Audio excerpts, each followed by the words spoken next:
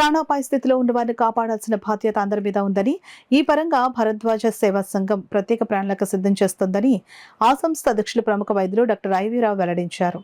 కాకినాడ చల్లా జగన్నాథ్ శాస్త్రి కళ్యాణ మండపంలో మకర సంక్రమణం సంక్రాంతి పండుగ సందర్భంగా దాతల సహకారంతో 1,50,000 రూపాయల విలువగల బియ్యం, నూనె తదితర నిత్యావసర వస్తువులను 100 మంది బ్రాహ్మణులకు అందజేశారు.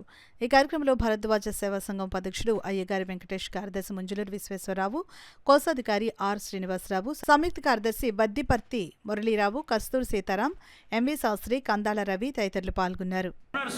70 మందికి ఇవ్వండి అని చెప్పి మా దగ్గర రావడం జరిగిందండి.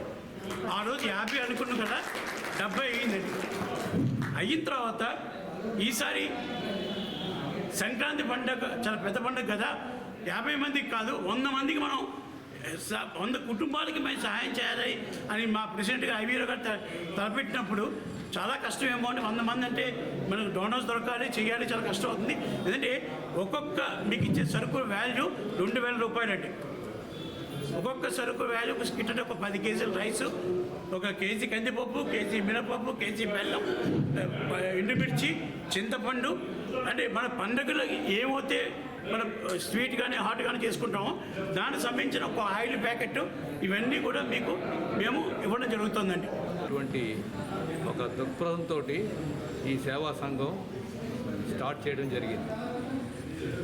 సో ఈ సందర్భంగా మొదటగా మేము కిందటి దసరాకి ఒక 70 మందికి ఈ ఆహార సదుపాయం కిట్స్ ఇవ్వడం జరిగింది.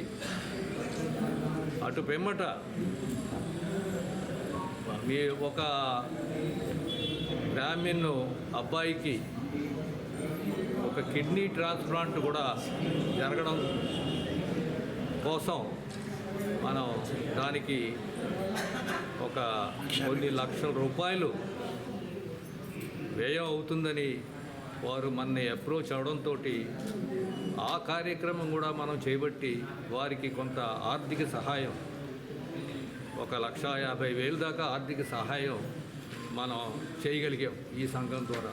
డాక్టర్ గారు చెప్పినట్టుగా ఒక ప్రోగ్రాం తయారు చేసి క్యాంపు చేయడమే కాకుండా తర్వాత కూడా ఏం చేయాలి, ఒక క్యాంప్ చేసి వదిలేయాలని కాకుండా కూడా ఆలోచన చేస్తున్నాం.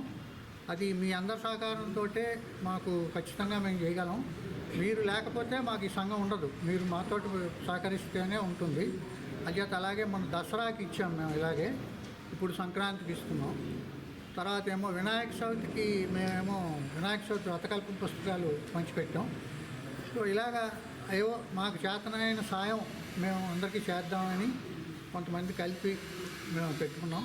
దీనికి మీ అందరి సహకారం ఉండాలని కోరుకుంటూ, మీరందరూ, ఎందుకంటే మీరు చాలామంది వేడబండికి ఉంటారు, మీ ఆశీర్వచనం ఇస్తే మేము నిజంగా బలంగా పనిచేయగలమని కోరుకుంటూ